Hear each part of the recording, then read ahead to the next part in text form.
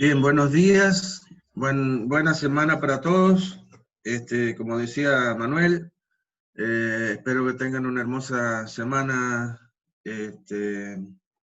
Esta semana que también comienza con mesas de exámenes. Antes que termine la clase ya les voy a confirmar algunas cosas de esta semana.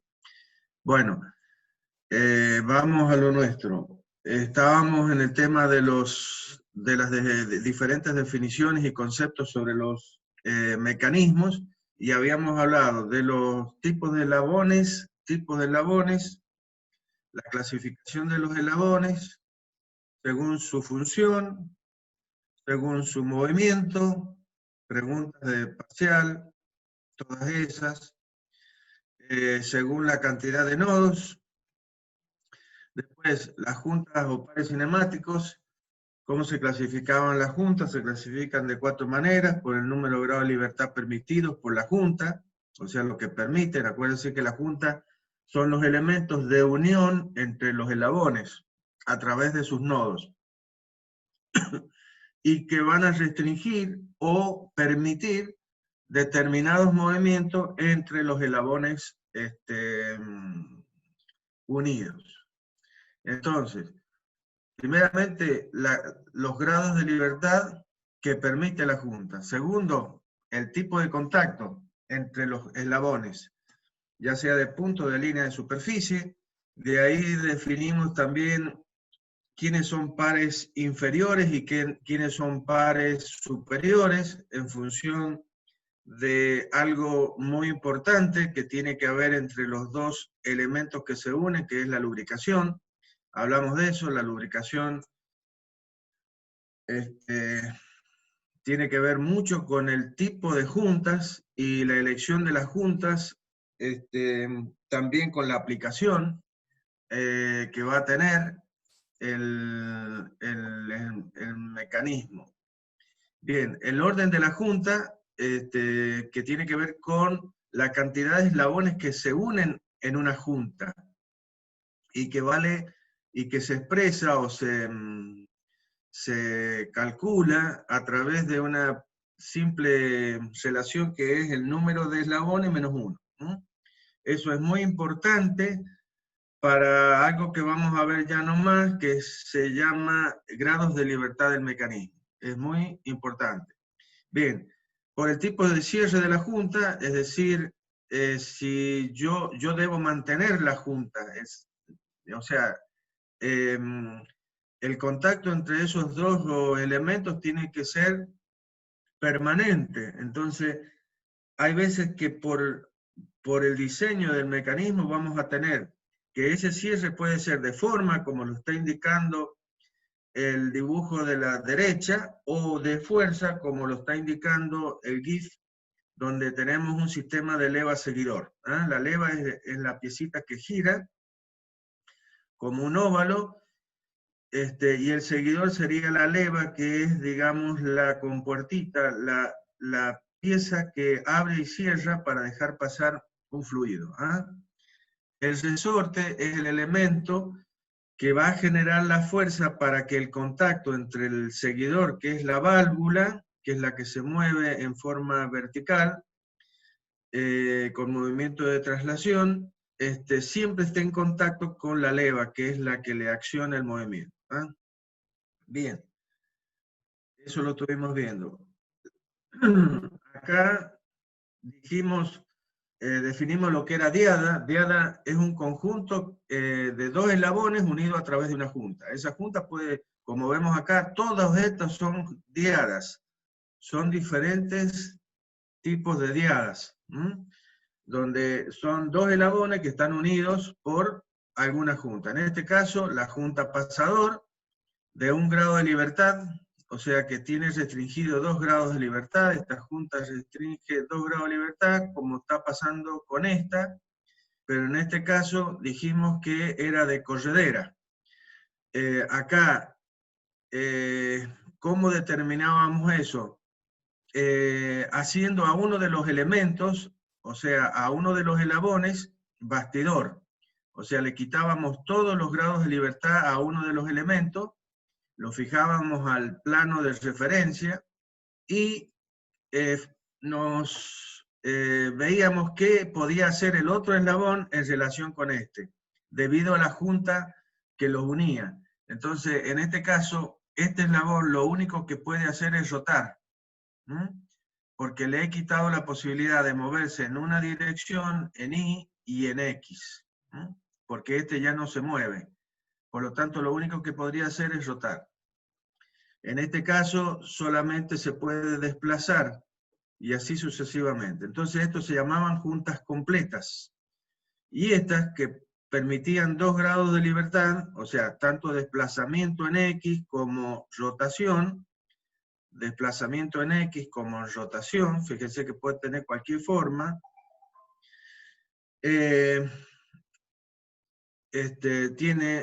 una semijunta porque permite 2 grados de libertad y restringe uno solo. Bien. Estas dos juntas, que son semijuntas, son casos especiales de esta junta, dijimos, de esta junta más general, que es la junta rotante. Es decir, significa una rueda que rueda sobre el plano, sobre un plano. Sería la rueda de un auto, de una moto, de una bicicleta, rodando respecto del pavimento.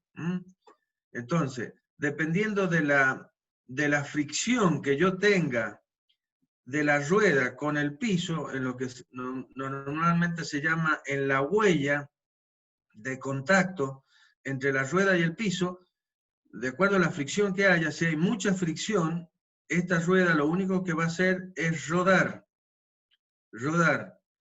lo cual significa que va a tener un solo grado de libertad.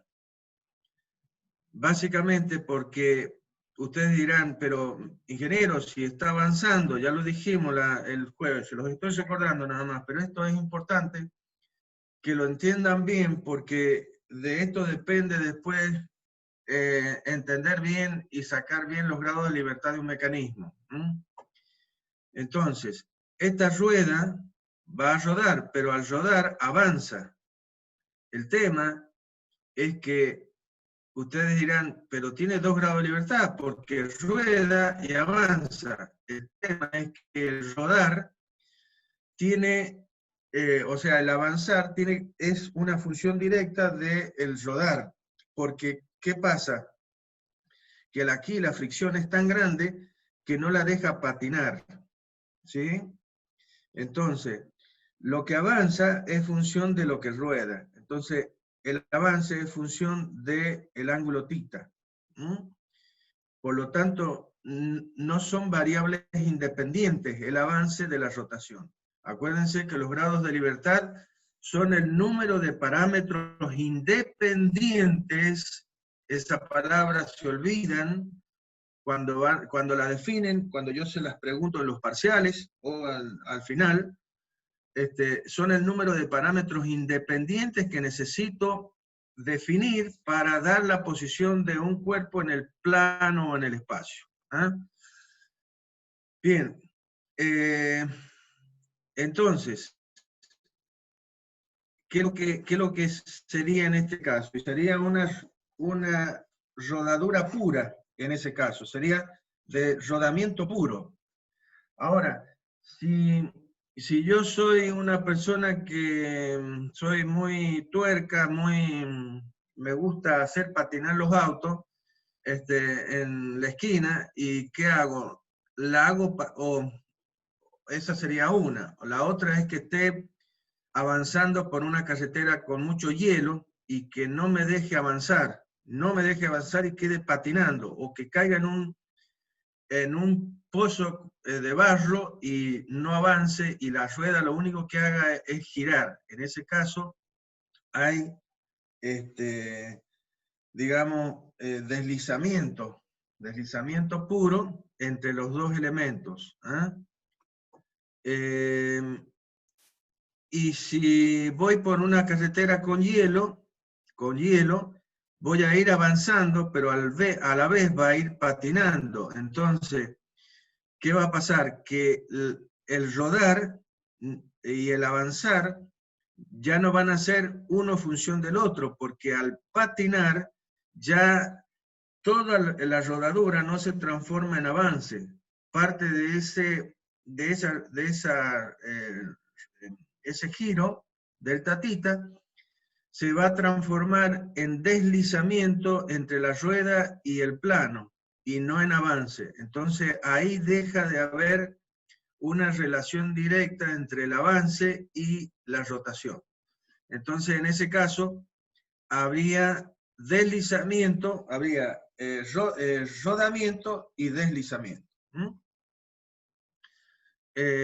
Sería estos casos de semijuntas. En ese caso yo tendría una semijunta.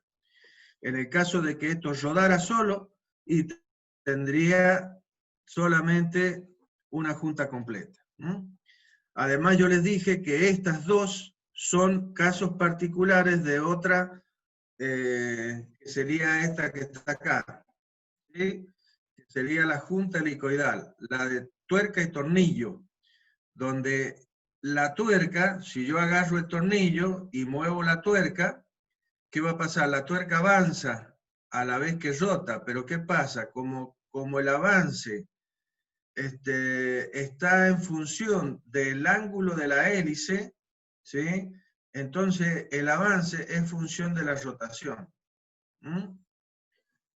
Por lo tanto, esta también podríamos decir que es una junta de dos libertades, y resulta que no, tiene una sola libertad. Esta junta es una junta más general, de un solo grado de libertad, y que, como les dije, estas dos son los casos particulares de esa más general. Si yo tengo que la hélice tiene un ángulo de 90 grados, la tuerca va a girar en el mismo lugar. Entonces se va a transformar en una junta de pasador. Si los piletes se colocan longitudinales, o sea, forman un ángulo de 90 grados con respecto al eje, lo que va a hacer la tuerca es deslizar. Por lo tanto, voy a tener una junta completa de traslación. ¿Sí? Bien. A ver, perdón.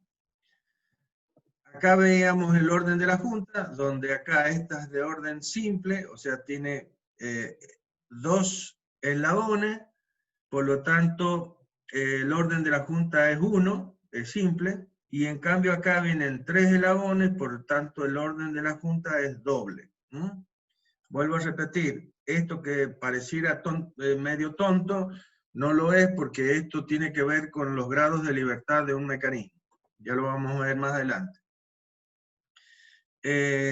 Bien, y como para darles una idea de la forma física que podría tener esta junta, lo vemos acá en este caso. O sea, tenemos un eje y una pieza fija, donde este eje va a rotar respecto de esta pieza fija.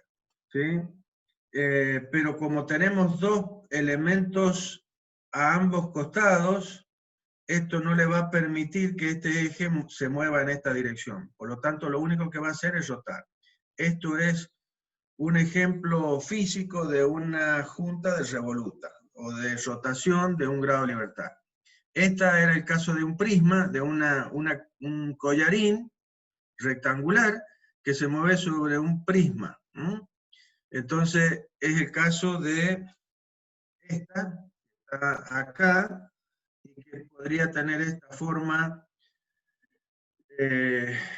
física en la vida real. Este es el caso de una junta cilíndrica, que sería el caso parecido, sería la forma de esta junta, ¿sí? En donde yo tengo 2 grados de libertad. Es decir, a este eje le saqué los 2 topes que no me permitían que se moviera en esta dirección, en el eje de las X, y ahora se puede mover y además de rotar. Eso sería una junta cilíndrica. Y esta sería, por ejemplo, una junta plana, que básicamente serían dos planos que pueden tanto moverse en una dirección como en la otra y además rotar. O sea que esto tendría 3 grados de libertad. Estos son más bien, todas estas juntas se utilizan tanto en planar como en espacial, ¿sí?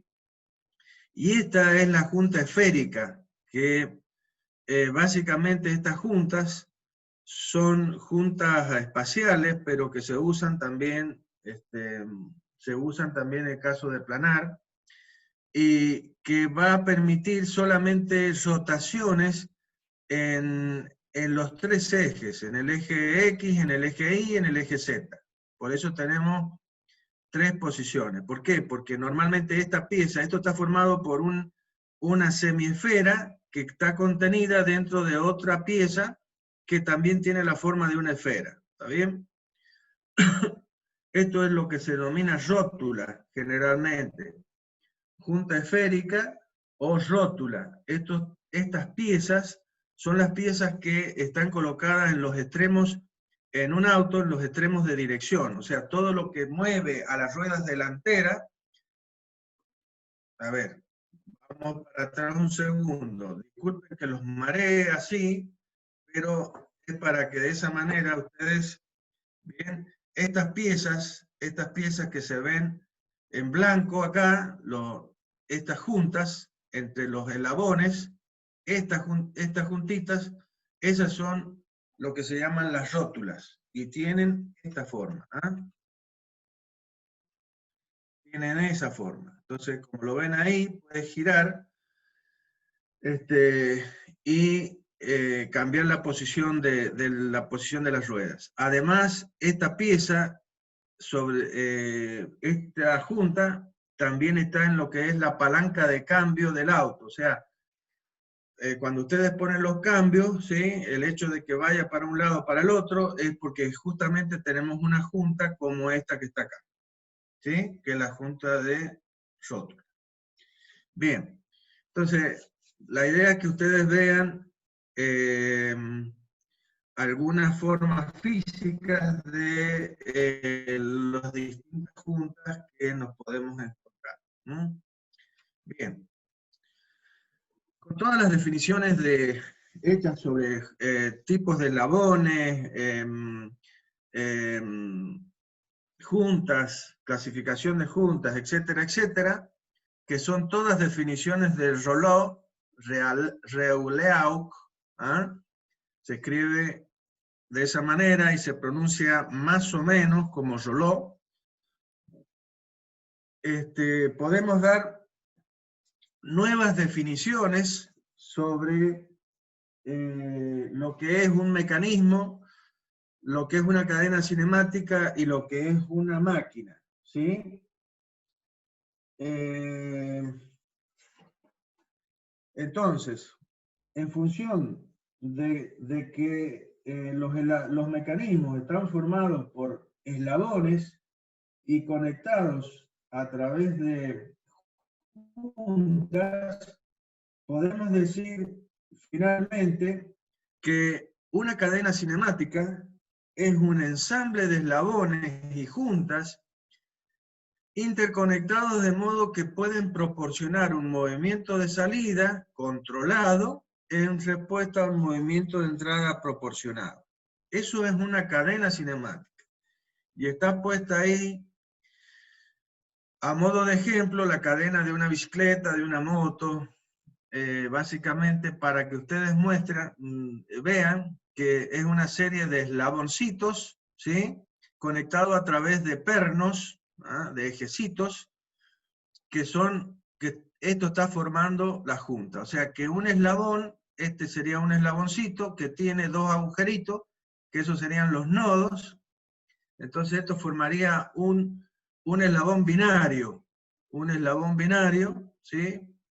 Y que tenemos uno a cada lado, y a su vez tenemos un elemento, un perno, o eje, que une a estos eslabones entre sí. Acá estaría el otro eslabón, abajo, y así se va formando la cadena, la cadena cinemática, donde tenemos un ensamble de eslabones y juntas que nos van a dar como función un movimiento de salida que va a ser controlado, porque es lo que nosotros buscamos, en respuesta a una entrada, ¿sí? A un movimiento de entrada que vamos a nosotros a proporcionar. ¿Qué es lo que es un mecanismo? Un mecanismo es justamente una cadena cinemática, es decir, un ensamble de eslabones interconectados, ¿sí? Con el cual nosotros vamos a poder controlar un movimiento a la salida en respuesta a un movimiento de entrada. Pero que tiene que cumplir una condición muy importante, y es que al menos un eslabón de esa cadena tiene que estar fijado o sujeto al marco de referencia. Ese eslabón, ¿sí?, al cual se le han restringido todos sus grados de libertad,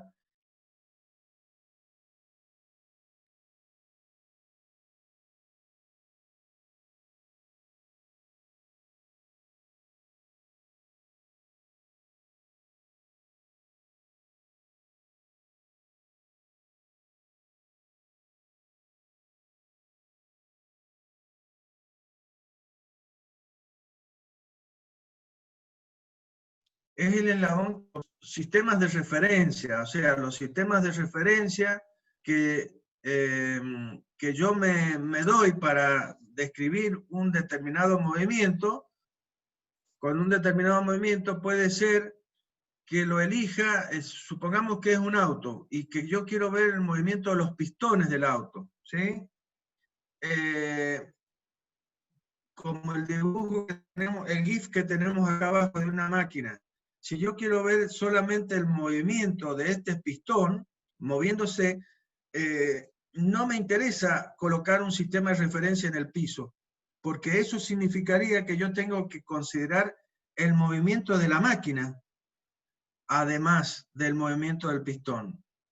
¿Sí? Entonces, ¿dónde voy a colocar mi sistema absoluto, ¿sí?, de referencia fijo? Y lo voy a colocar directamente en lo que sería el bastidor, el elemento fijo que normalmente nosotros llamamos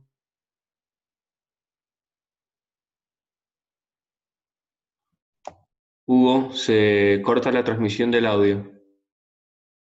bloque.